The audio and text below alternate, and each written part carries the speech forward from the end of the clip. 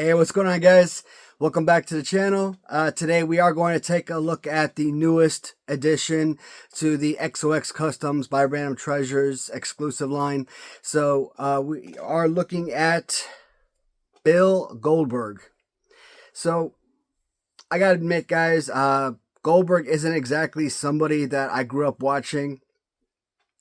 And generally, when it comes to these action figures, I've always said that even if I don't know anything about the character themselves, a good figure is a good figure. So as long as I enjoy the figure itself, I would be okay with any release that, or any of the LJNs that come out. So, but I just kind of figured that Goldberg was kind of an oddball selection.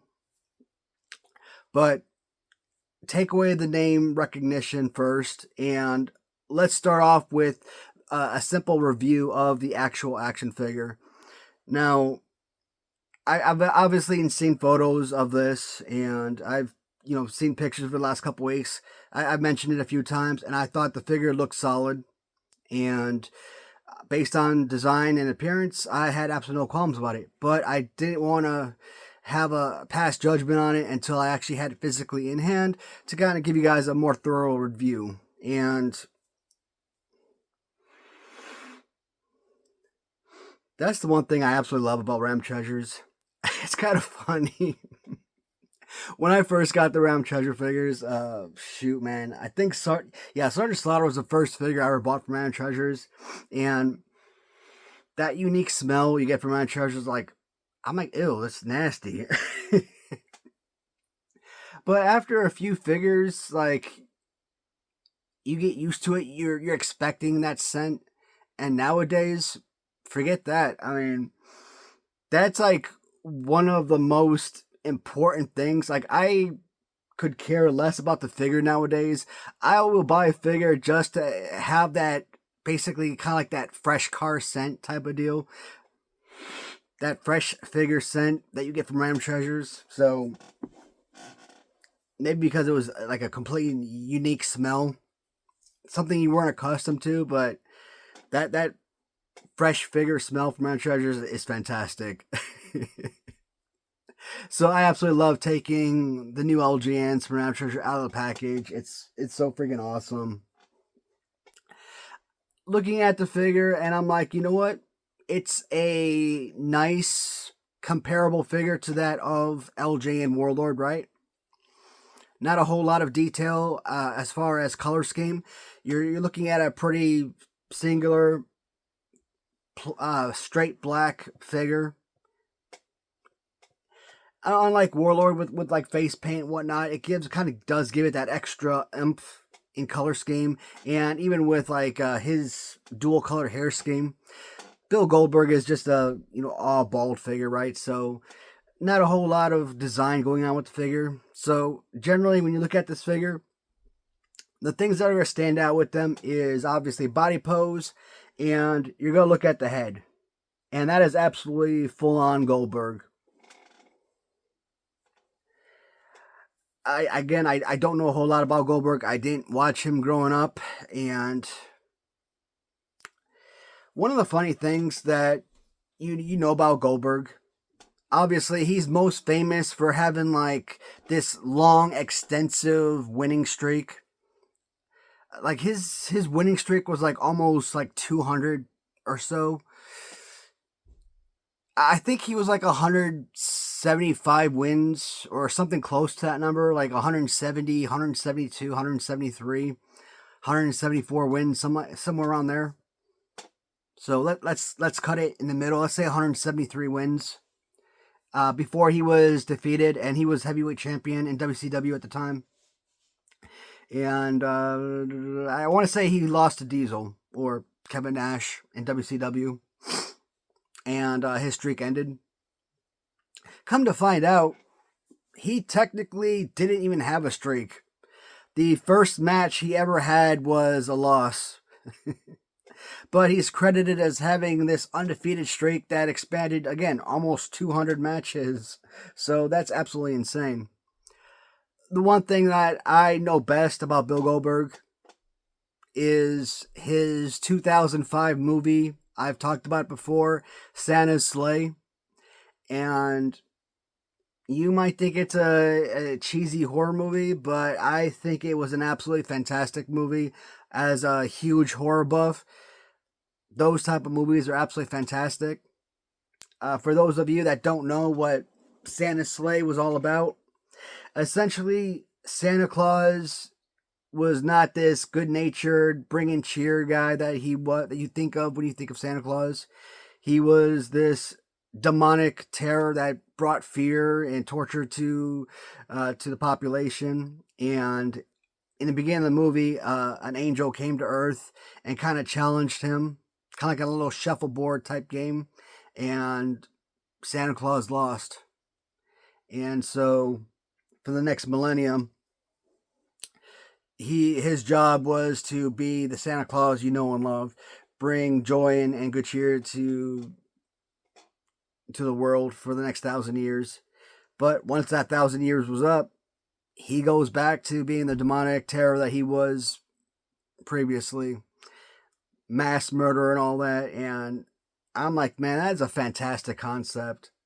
You think about today's horror movies, like when you look at like Winnie the Pooh, and you look at The Grinch, and you think about these iconic cartoon characters or Christmas themed characters, and you're kind of like turning them into these horror based villains.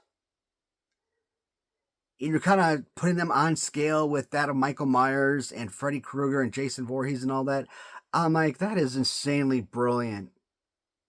Yeah, like my wife, she doesn't want to watch Winnie the Pooh because she doesn't want me to. She doesn't want to screw up her childhood because she's got an image of Winnie the Pooh. She's got an image of the Grinch that stole Christmas, etc. Right? So she doesn't want to watch this mass murderer Grinch character, etc. And I've seen like these little pictures, coming in 2024. They're fan made. They're fan made fiction, like Mr. Rogers as a serial killer type of deal, made by Rob Zombie. I know it's fan fiction, but I'm like, freaking hell yeah, go for it. I would love to see that because I think that would be an awesome idea, awesome concept. Taking an idea that we all grew up on and kind of spinning it on its axis. So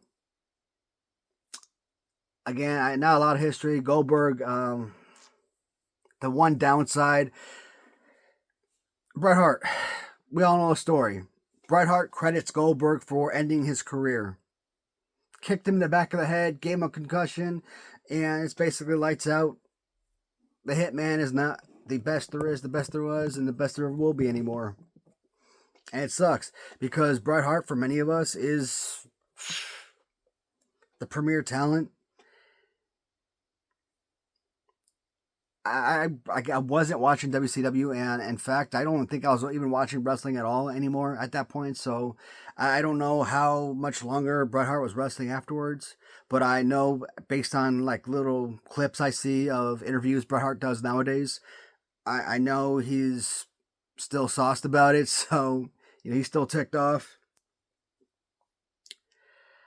I think Goldberg. I think I may have seen an interview or a very small one where he's like kind of reflective, pissed off back at Bret Hart. Or maybe it's other wrestlers as well who are equally pissed off back at Bret Hart because like it's like 20 plus years later and it's like get over it. It happened 20 plus years ago. It was a wrestling match. Things happen type of deal. It was an accident. Or maybe he didn't hit him as hard as Bret Hart let on. So like the same deal with Hogan and Undertaker type of deal. Like Hogan said that when Undertaker gave him the tombstone, he broke his neck. And Undertaker's like, you're a freaking scumbag for saying that because, comments like that, you could pretty much end a wrestler's profession, end their career. So, did he, they doctors checked him out and he was perfectly fine type of deal. So it's like, I don't know. I thought it was kayfabe type of deal where he was like, he was like seriously injured. I don't think he was like talking about it like in real life, but Maybe I was wrong. Maybe in essence, maybe Goldberg was a perfectly fine idea to come out with. I know I've seen remarks on other channels where they said, you know what, where's Steve Austin? And maybe at this point, maybe The Rock is. I don't want to see The Rock. I kind of feel like the look of Steve Austin and Goldberg would be very similar. In all honesty, I don't want to see Steve Austin. And I've talked about it before. What version of Steve Austin are you going to get? Are you going to get the latter half of the 90s Austin 316 Steve Austin? Are you going to get the Hollywood Blondes Steve Austin? Are you going to get Stunning Steve Austin from WCW? Which variant of Steve Austin are you going to get? Are you going to get the Ringmaster? So there's so many different incarnations of Steve Austin. So I don't mind Steve Austin coming out, but like if Ram Treasures comes out like 5 years later and says, you know what, we're done making figures. We don't want to do this anymore. You know, what are the figures we want here? We're down to like our last 3 ideas or something. They want to come out with Steve Austin then. I think that's a good time. I kind of recommended in that, hey, maybe someone like China, because I think it's about time we get some awesome, playable, real sized wrestling figures, female wrestling figures. Elizabeth, again, it's just a Barbie doll. I don't consider it to be a real wrestling figure. I want to get an actual female wrestling figure that's this size, this build.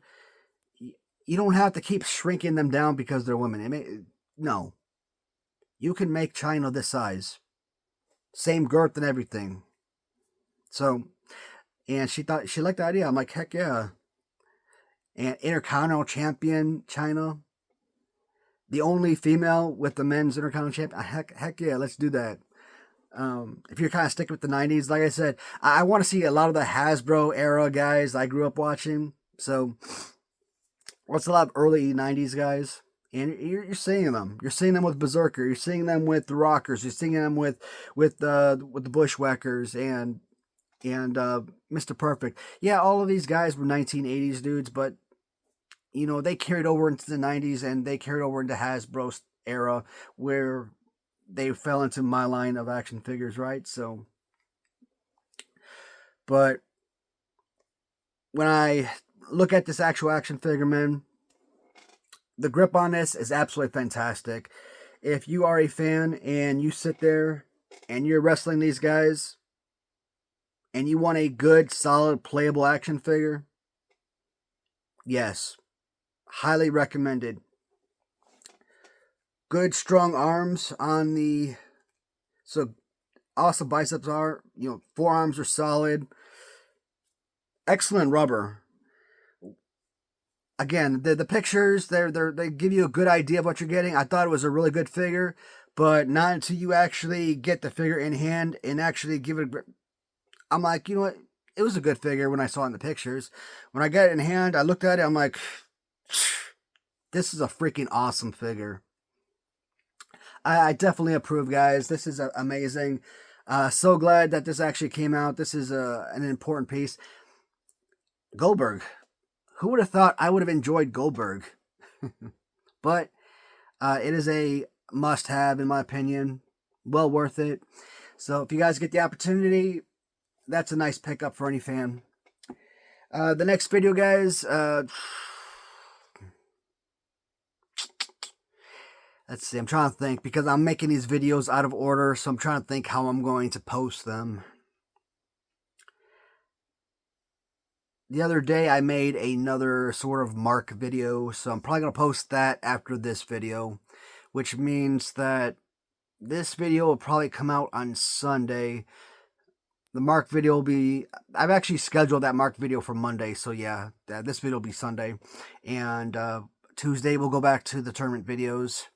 And Hastel Toys has some figures coming in. A couple Queen Cherries. And yeah, I think Queen Cherry's the only one. So that's going to be a review video coming up this week. So be on the lookout for those figures.